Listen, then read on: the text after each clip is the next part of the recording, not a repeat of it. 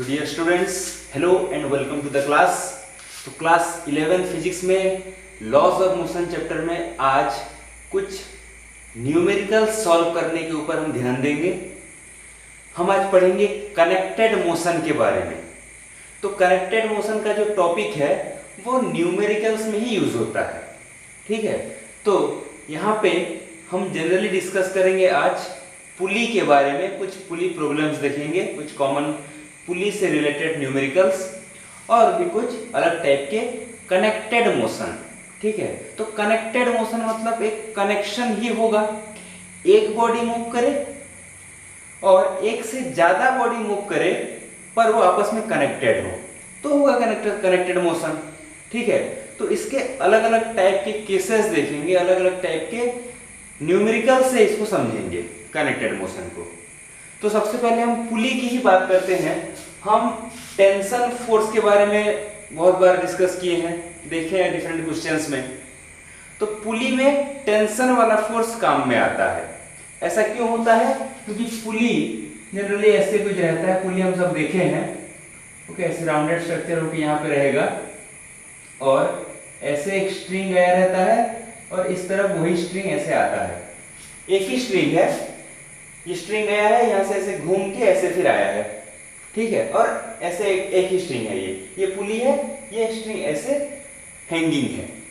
तो यहाँ पे क्या होगा, सपोज यहाँ पे एक मास है जिसका मास सपोज कैपिटल M है, यहाँ पे एक मास है उसका मास स्मॉल m है और capital M is greater than small m, ठीक है।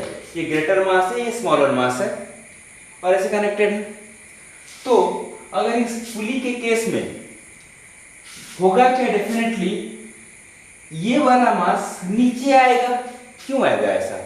हम प्रैक्टिकली ऐसा इमेजिन भी कर सकते हैं। ये ग्रेटर मास है, ये स्मॉलर मास है, मतलब मोशन कैसे होगा?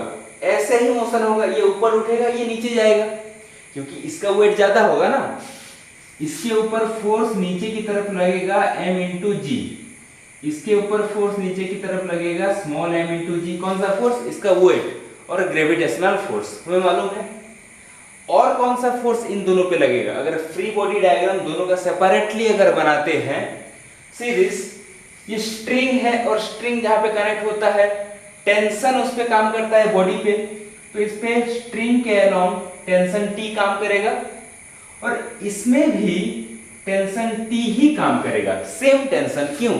क्योंकि एक ही स्ट्रिंग है, ये सेम स्ट्रिंग सेम टेंशन होता है। हम बार बार डिस्कस कर रहे हैं इस चीज को। तो एक ही टेंशन है तो सॉरी एक ही स्ट्रिंग है तो सेम टेंशन दोनों में होगा, ठीक है। तो अच्छा, मोशन ऐसे ही होना है, इसको नीचे इसको ऊपर जाना है, तो होगा क्या, कुछ एक्सेलरेशन से ये जाएगा, सपोज a एक्सेलरेशन से ये ऊपर उठ रहा है तो ये भी उसी a एक्सेलरेशन से नीचे जा रहा होगा। मैग्नीट्यूड की बात कर रहे हैं यहाँ पे, क्योंकि एक्सेलरेशन वेक्टर है तो यहाँ पे देखेंगे तो ये एक्सेलरेशन नीचे की तरफ, इसको अगर पॉजिटिव लेते हैं तो ऊपर की तरफ एक्सेलरेशन को नेगेटिव लेंगे, या उल्टा ले सकते हैं। कैसे? इसको नेगेटिव ले लो और इसको पॉजिटिव ले लो, ठीक है, जैसे भी हम चाहें वैसे कर सकते हैं। पर मैग्नीट्यूड की बात करते हैं तो अगर ये a एक्सेलरेशन से ऊपर उठ रहा है तो ये a एक्सेलरेशन से ही नीचे जाएगा, ठीक है। कनेक्टेड मोशन है, ये जैसे ऊपर ये वैसे नीचे जाएगा, ये जितना ऊपर ये उतना ही नीचे, वैसे ही होता है ये मोशन, कनेक्टेड मोशन। तो यहाँ पे हमें अगर a निकालना है और t निकालना है तो कैसे निकालेंगे? सीरीज, दोनों ऑब्जेक्ट के लिए सेपरेटली फ्री बॉडी डायग्राम के अकॉर्डिंग फोर्स को कंपेयर करके देखते हैं। ये बॉडी जो है कैपिटल M वाला, इस पे दो ही फोर्स लग रहे हैं, एक m इंटू जी नीचे और एक टेंशन ऊपर। ये R है कहाँ? नीचे जा रहा है, तो कौन सा फोर्स ग्रेटर होगा? m इंटू जी, ये ग्रेटर होगा, तो उस पे नेट फोर्स कितना? m into g minus T, इतना ही नेट फोर्स होगा उस पे। और net force equal to m into a, अगर सेकेंड लॉ यूज करें तो this will be capital M into a होगा। क्लियर है ये बात? Capital M into a, second law use हुआ। अब इसके लिए जा कहाँ रहा है? ऊपर की तरफ, तो ऊपर वाला फोर्स ग्रेटर होगा, T ग्रेटर होगा, माइनस mg करेंगे, ये नेट फोर्स होगा, और सेकेंड लॉ यूज करेंगे तो this will be small m into a। Laws of motion में तीनों लॉ किसी न किसी तरीके से यूज होते ही रहते हैं हर न्यूमेरिकल में। ठीक है ना। सेकंड लॉ से ये बन गया। अच्छा तो यहाँ पे हम निकाल सकते हैं, सपोज पहले एक्सेलरेशन निकाल सकते हैं। दोनों को अगर हम ऐड कर दें तो t कट गया, तो बाकी रहा mg minus small m into g equal to इस तरफ रहा m plus m into a. That implies यहाँ पे m minus m into small g, ये m प्लस m इधर आया, so this will be a। तो एक्सेलरेशन के लिए ये फॉर्मूला हमें मिला। क्लियर है? एक्सेलरेशन के लिए ये फॉर्मूला मिला हमें। अगर टेंशन निकालना है तो इसमें कहीं पे यूज कर दो। Tension T will be ma plus mg, इतना ही होगा। टेंशन T यहाँ से ma plus mg, so this will B, यहाँ पे क्या कर सकते हैं, जैसे m कॉमन गया तो ये a प्लस g हो गया, so this will be m। Acceleration इतना हमें मिला है, capital M minus m by capital M small m into g, ठीक है, इंटू जी और प्लस जी, इतना रहेगा इसी से। Okay, so this will be how much, see this, ये स्मॉल m हुआ, ये capital M minus m, capital M minus m into g plus capital M small m into g, calculate करेंगे, divided by m plus m बनाइए, ठीक है। तो इसके बाद मैं इसको मिटा रहा हूं, यहां से that will be equal to how much, ये स्मॉल m है by capital M plus small m को लिख देते हैं इसको। बाकी अंदर क्या बना, g कॉमन गया, बाकी रहा m minus m plus m, so this will be mg by m plus m, यहाँ पे माइनस m कैंसिल हो गया तो ये बन गया 2m। ओके, तो ये कितना मिला, 2m small m g by m plus m।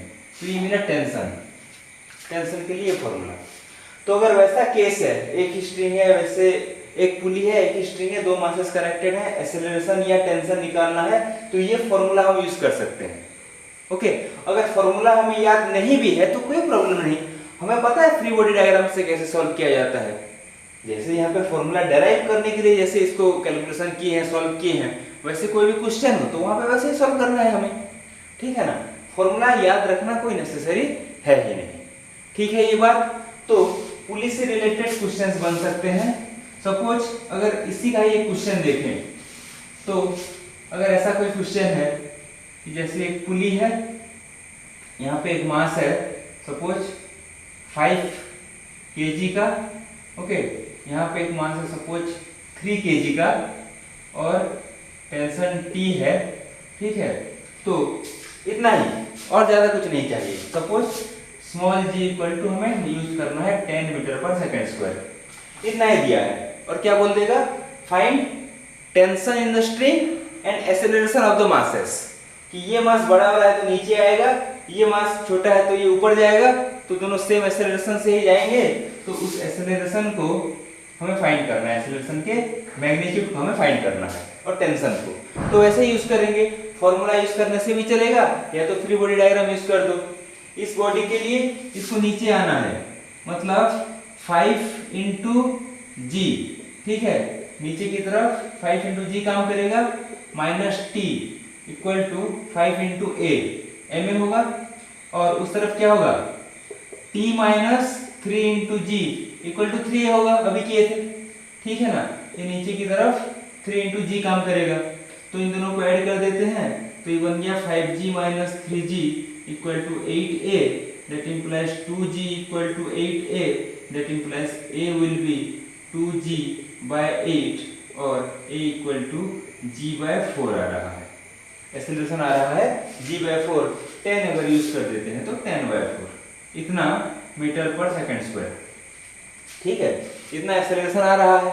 अब टेंशन निकालना है, कहीं पे भी यूज कर दो एक्सेलरेशन को, ठीक है।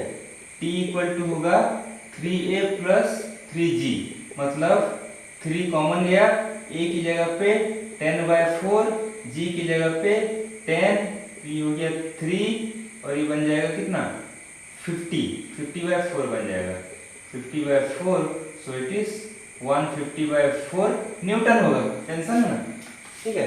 तो इतना न्यूटन होगा टेंशन। तो फॉर्मूला याद करना ही नहीं, फ्री बॉडी डायग्राम से सॉल्व कर दो और ऐसे निकाल दो टेंशन और एक्सेलरेशन। तो ये पुली का सबसे सिंपलेस्ट क्वेश्चन है। बहुत सारे कॉम्प्लिकेटेड क्वेश्चंस भी रहते हैं, हम एक बार डिस्कस करेंगे। बुक में रहते हैं बहुत सारे कॉम्प्लिकेटेड क्वेश्चन। क्वेश्चन कितना भी कॉम्प्लिकेटेड हो, कंसेप्ट कहीं बाहर से यूज नहीं होना है। हमारा कंसेप्ट क्लियर है लॉज ऑफ मोशन से, कंसेप्ट क्लियर है फोर्स के बारे में, ठीक है, तीनों लॉज ऑफ मोशन क्लियर है, फोर्स के बारे में क्लियर है। जो कंसेप्ट बताया गया है अगर उतने हम क्लियर हैं तो कोई भी टाइप के क्वेश्चन को अगर माइंडफुली करते तो हम कर सकते हैं, भले कितना भी कॉम्प्लेक्स कितना भी क्रिटिकल दिखे। कुछ ट्रिक हमें कहीं से मिलता है तो ठीक है, मैं उसको गलत नहीं बोल रहा हूं, ट्रिक अप्लाई करना सही है क्वेश्चन जल्दी से करने के लिए, पर उससे पहले रिक्वायरमेंट है कि हमें कंसेप्ट क्लियर रहना चाहिए क्यों ऐसा हो रहा है, ठीक है। तो पुलिस से रिलेटेड एक और क्वेश्चन यहाँ पे देखते हैं।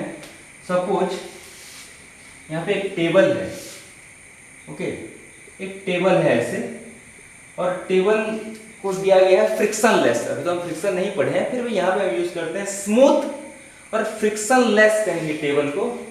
यहाँ पे एक बॉडी है, बॉडी का मास है 5 kg, कितना है 5 kg। एक स्ट्रिंग से ये कनेक्टेड है और ये कनेक्टेड स्ट्रिंग इस जगह पे जाके एक पुली से कनेक्टेड है, ठीक है, एक पुली से कनेक्टेड है और इस पुली से होके फिर से ये ऐसे हैंगिंग होके है और यहाँ पे और एक मास है, ओके, ये भी चलो 5 kg का और एक मास है। ये टेबल है फ्रिक्शनलेस, यहाँ पे एक मास है रखा है, स्ट्रिंग से ऐसे कनेक्टेड है और पुली से घूम के ये फिर से और एक यहाँ पे कनेक्टेड है, ठीक है। तो होगा क्या, मोशन होगा। चलो ये आएगा नीचे की तरफ अगर ए एक्सेलरेशन से, तो ये जाएगा इस तरफ उसी ए एक्सेलरेशन से, ठीक है। ये नीचे की तरफ ए एक्सेलरेशन से तो ये इस तरफ जाएगा, ए एक्सेलरेशन से ही जाएगा, कुछ और एक्सेलरेशन नहीं होगा। तो सपोज यहाँ पे क्वेश्चन बोला है उस एक्सेलरेशन ए को निकालो और इस स्ट्रिंग पे टेंशन को निकालो। अब है तो एक ही टेंशन, तो इस पे देखो नीचे की तरफ 5 into G काम करेगा, ऊपर की तरफ टेंशन T, और इस तरफ आ गया, इस तरफ काम करेगा टेंशन T, ठीक है। टेंशन एक ही होना है, एक ही स्ट्रिंग है, तो उस टेंशन को निकालेंगे, एक्सेलरेशन A को निकालेंगे, इतना दिया है क्वेश्चन में, ठीक है। तो फ्री बॉडी डायग्राम, फिर से मैं कहूंगा फ्री बॉडी डायग्राम हमेशा यूज होता है डायनामिक्स के क्वेश्चंस में, मैक्सिमम केसेस में। यहां पे भी फिर से इसको देखते हैं, ये आ रहा है नीचे, तो नेट फोर्स कितना होगा, नेट फोर्स होगा 5 into G माइनस T, नीचे आ रहा है 5 into A, इतना होगा कि नहीं, क्लियर है ये बात। 5 into G मतलब चलो G इक्वल टू यूज कर देते हैं 10 मीटर पर सेकेंड स्क्वायर अगेन, तो ये हो गया 50 minus T equal to 5A, clear है ये। अब देखते हैं इसकी बात, इसको देखो, इस पे अगर फ्री बॉडी डायग्राम यूज करें तो क्या क्या फोर्स काम कर रहा है। सी दिस, इस पे काम कर रहा है इसका वेट 5 into G।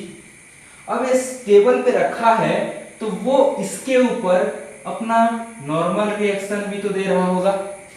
मैं रिकॉल करा दूं, ये नॉर्मल रिएक्शन इस वेट का रिएक्शन फोर्स नहीं है, वो थर्ड लॉ वाला, ये नॉर्मल रिएक्शन फोर्स है। नॉर्मल रिएक्शन एक टाइप का फोर्स होता है, कौन देता है, जिस सरफेस के ऊपर वो रखा है। ये बॉडी इस सरफेस पे रखा है तो ये इसके ऊपर भी n दे रहा है और ये इसके ऊपर भी n दे रहा है।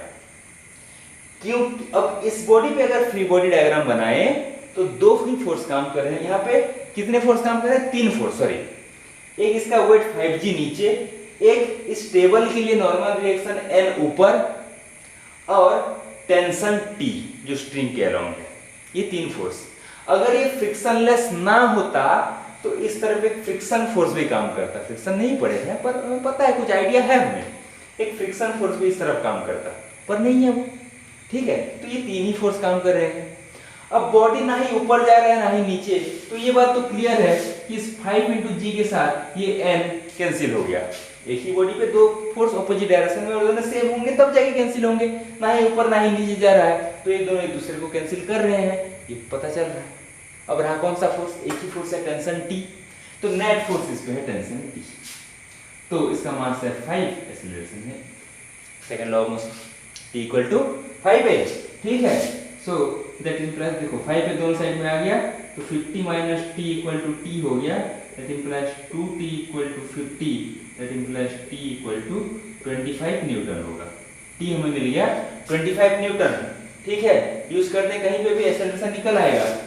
t इक्वल टू 5a बोल रहे हैं, तो a इक्वल टू होगा t बाय 5 और 25 बाय 5 करेंगे तो 5 मीटर पर सेकंड स्क्वायर होगा एक्सेलरेशन। तो पुली वाला एक और क्वेश्चन, यहाँ पे अपना पुली का वो नहीं है यूज, फिर भी पुली तो है, एक स्ट्रिंग तो कनेक्टेड है, तो कनेक्टेड मोशन का ये भी एक एग्जांपल। तो पुली से रिलेटेड इतना ही करते हैं, पर बहुत सारे क्वेश्चंस और भी बन सकते हैं, हम बुक से भी देख के कर सकते हैं, ठीक है। तो पुली का ये कंसेप्ट था। कुछ और कनेक्टेड मोशन यहाँ पे क्वेश्चन देखते हैं। सपोज केस कुछ ऐसा है कि ये एक बॉडी है, इसका मास है 5 kg, ऐसा एक स्ट्रिंग है, दूसरा एक बॉडी है, इसका मास है 3 kg, ओके, फिर स्ट्रिंग है, तीसरा बॉडी है, इसका मास है 2 kg, ठीक है। अब हम क्या किए, अभी कनेक्टेड हो गया, ये स्ट्रिंग तीनों बॉडी कनेक्टेड हो गया, यहाँ पे फोर्स दिए, फोर्स था F अमाउंट का, फोर्स दे दिए इसको, कितने अमाउंट का, F अमाउंट का, मतलब ऐसे खींचे इसने इसको, फोर्स दी, ये पूरा जाएगा आगे, कनेक्टेड है ना, कनेक्टेड है तो ये पूरा जाएगा। तो यहाँ पे क्वेश्चन बोला है कि हर एक बॉडी पे फोर्स निकालो, ओके। क्वेश्चन है इंडिविजुअली हर एक बॉडी पे हमें फोर्स निकालना है इस केस में, ठीक है। तो देखो हम F फोर्स इसको दे रहे हैं, पर चल रहा है पूरा का पूरा सिस्टम चल रहा है, तो इस पूरे सिस्टम का एक्सेलरेशन कितना होगा, F बाय 5 प्लस 3 प्लस 2, कितना ही होगा, मतलब F बाय 10, कितना होगा एक्सेलरेशन, ये पूरा का पूरा सिस्टम चल रहा है, ओके। चलो F का कुछ वैल्यू ले लेते हैं, 10 न्यूटन सपोज, ओके। तो ये 10 बाय 10 हो गया, तो ये हो गया 1 मीटर पर सेकंड स्क्वायर। तो ये पूरा का पूरा सिस्टम जो है इतने एक्सेलरेशन से चलेगा, F फोर्स उसको देंगे तो पूरा चल रहा है, मतलब नेट मास को लेंगे F बाय m करेंगे तो एक्सेलरेशन मिलेगा, मिल गया। अब हमें इंडिविजुअली हर एक बॉडी पे निकालना है फोर्स, ठीक है। तो दो तरीके हैं, दो तरीके से निकाल सकते हैं। पहला तरीका क्या, अब इस बॉडी को देखो, ये चल रहा है कितने एक्सेलरेशन से, a से, ठीक है। एक्सेलरेशन मालूम है, मास मालूम है, तो इस बॉडी के ऊपर फोर्स कितना होगा, F1 equal to 5 into acceleration 1, तो 5 न्यूटन होगा। इस बॉडी के ऊपर कितना होगा, F2 इक्वल टू क्या है वो, योर एक्सेलरेशन 1 है, तो 3 इंटू 1 मतलब 3 न्यूटन होगा। क्लियर हो रहा है, इस बॉडी पे m इंटू a किए। अब उस बॉडी पे क्या होगा, F3 equal to that is your 2 into 1 मतलब 2 न्यूटन हुआ।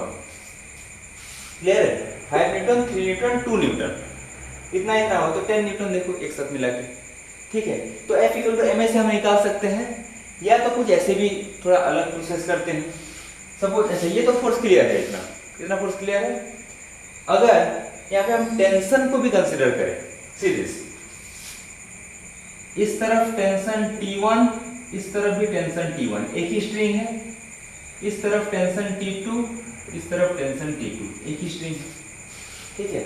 और सपोज ये एक स्मूथ हॉरिजॉन्टल और फ्रिक्शनलेस टेबल पे है, तो कोई फ्रिक्शन नहीं होगा, तो टेंशन ऐसे काम करेगा। अब देखो, अगर हमें फोर्स निकालना है, ये यही वाले फोर्स फिर से निकालते हैं, ये तीनों फोर्स कैसे निकालेंगे। इस बॉडी पे देखो, इस बॉडी पे नेट फोर्स क्या है, इस बॉडी पे T2 है, डायग्राम में दिख ही रहा है, T2 फोर्स है, तो बाकी तो कोई फोर्स नहीं है ना। अब नीचे की तरफ इसका वेट काम कर रहा होगा, ऊपर की तरफ नॉर्मल रिएक्शन, ऊपर ये नीचे जा नहीं रहा है, दोनों को कैंसिल किए तो नेट फोर्स है T2, तो T2 इक्वल टू इसका मास है 5, एक्सेलरेशन है 1 मतलब 5 न्यूटन टेंशन टर्म से। इस पे नेट फोर्स कितना होगा, उस तरफ जा रहा है मतलब T1 माइनस T2। ओके, तो T1 माइनस T2 अगर करेंगे तो कितना आ रहा है T1 minus T2? T1 minus T2 equal to हो गया योर 3 इंटू 1 मतलब 3 न्यूटन होगा। नेट फोर्स तो 3 न्यूटन ही होगा, पर यहाँ पे हम टेंशन को अगर निकालना चाहें तो कितना होगा? T1 इक्वल टू T2 मिला है 5, तो T1 इक्वल टू 3 प्लस 5, तो 8 न्यूटन होगा T1 होगा 8 न्यूटन। क्लियर है ये बात? अब देखो इस बॉडी पे 2 kg वाले पे, इस तरफ 10 न्यूटन, ऑपोजिट डायरेक्शन में 8 न्यूटन। T1 8 मिला ना, तो कितना आया? 2 न्यूटन, सीधे 2 न्यूटन। ऐसे भी निकाल सकते हैं, ऐसे भी उससे हम निकाल दिए। ठीक है, तो टेंशन भी यहाँ पे मिल गया हमें और सभी पे इंडिविजुअल फोर्सेस भी मिल गए। तो ये कनेक्टेड मोशन का एग्जांपल हो सकता है। क्लियर है ये बात? अच्छा, कुछ क्वेश्चन ऐसे भी रहते हैं सीरीज कनेक्टेड मोशन का, ऐसे स्ट्रिंग ना होता, ये एक बॉडी है, ये और एक बॉडी है, ये और एक बॉडी है, 3 अलग अलग बॉडी है। ये है 5 kg का, ये है 3 kg का, ये है 2 kg का। कोई स्ट्रिंग नहीं है, ऐसे किसी टेबल पे रखा है। सपोज ये टेबल भी क्या है? फ्रिक्शनलेस टेबल है। तो क्या किया यहाँ पे हम फोर्स अप्लाई कर दिए। ओके, 10 न्यूटन का एक फोर्स यहाँ पे हम अप्लाई कर दिए। तो यहाँ पे क्वेश्चन क्या कहेगा? दोनों दो ब्लॉक के बीच में फोर्स। अब ये इस पे भी तो फोर्स देगा ना, जब 10 न्यूटन पड़ेगा तो ये इसके ऊपर F1 फोर्स देगा, तो थर्ड लॉ के अकॉर्डिंग ये भी इसके ऊपर F1 ही फोर्स देगा। ये इसके ऊपर F2 फोर्स देगा, तो थर्ड लॉ कहता है ये इसके ऊपर भी F2 फोर्स ही देगा। इस F1 F2 को हमें निकालने के लिए बोला है सब कुछ। क्लियर हो रहा है ना ये? अच्छा, तो यहाँ पे पहले एक्सीलरेशन ही निकाल देंगे। कितना आएगा एक्सीलरेशन? फोर्स है 10 न्यूटन, टोटल मास, पूरे पे तो फोर्स एक्ट होगा ना, तो 10 न्यूटन, तो बाकी 5 3 2, तो ये भी 10 kg हो गया, तो हमें मिल गया 1 मीटर पर सेकेंड स्क्वायर। ये एक्सीलरेशन है सिस्टम का हो गया। अब देखते हैं ये फोर्सेस कितने हो रहे हैं। ठीक है, अच्छा, इस बॉडी पे सीरीज, इस वाले बॉडी पे नेट फोर्स कितना है? इस बॉडी पे नेट फोर्स सीरीज फ्रिक्शनलेस है। अब दिख क्या रहा है? एक ही फोर्स काम कर रहा है, F2, और कोई फोर्स नहीं। इस बॉडी पे F2 एक ही फोर्स है, यही इसका नेट फोर्स है। और नेट फोर्स इक्वल टू क्या होता है? 2 × 1 मतलब 2 न्यूटन होगा। F2 2 न्यूटन होगा, क्योंकि इस पे एक ही फोर्स F2 काम कर रहा है। तो ये F2 कहें, ये F2 कहें, ये दोनों ही 2 न्यूटन है। ठीक है ना? अब इस वाले बॉडी पे लेते हैं, 3 kg वाले पे क्या काम कर रहा है? F1 काम कर रहा है, साथ में F2, तो नेट फोर्स हो गया F1 minus F2। Opposite direction में है, F1 ये दे रहा है, F2 ये दे रहा है, नेट फोर्स हो गया F1 माइनस F2। और ये कितना होगा? ये 3 × 1 मतलब 3 न्यूटन होगा। ये एक्सेलरेशन मिला है, तो हमें F2 मिला है 2, तो F1 माइनस 2 इक्वल टू 3, तो F1 इक्वल टू क्या हो गया? 5 न्यूटन। ठीक है, ये F1 मिल गया, 5 न्यूटन मिल गया हमें। क्लियर है ये बात? अब इसको नहीं निकालने से भी चलेगा, 10 - 5 करेंगे तो 5 न्यूटन। इस पे फोर्स नेट तो लग ही रहा है, इस पे ये 10 और F1 5 है, तो नेट 5 न्यूटन लग रहा है। पर हमें F1 और F2 निकालने के लिए बोला था, तो इतना इतना आएगा। F2 हो गया 2 न्यूटन और F1 हो गया 5 न्यूटन। तो आपस में अंदर में जो फोर्सेस है, एक्शन रिएक्शन फोर्स, उसको यहाँ पे निकालेंगे। तो ऐसे ऐसे क्वेश्चंस कर सकते हैं हम डिफरेंट टाइप्स के। तो कनेक्टेड मोशन से रिलेटेड क्वेश्चंस बहुत सारे एग्जाम्स में पूछे जाते हैं, एंट्रेंस में हो या बोर्ड के एग्जाम्स में हो, तो ऐसे क्वेश्चंस बनते हैं, पुली वाले हो या ऐसे वाले हो, और भी कुछ टाइप के क्वेश्चंस रहते हैं। पर सभी में कॉमन क्या है?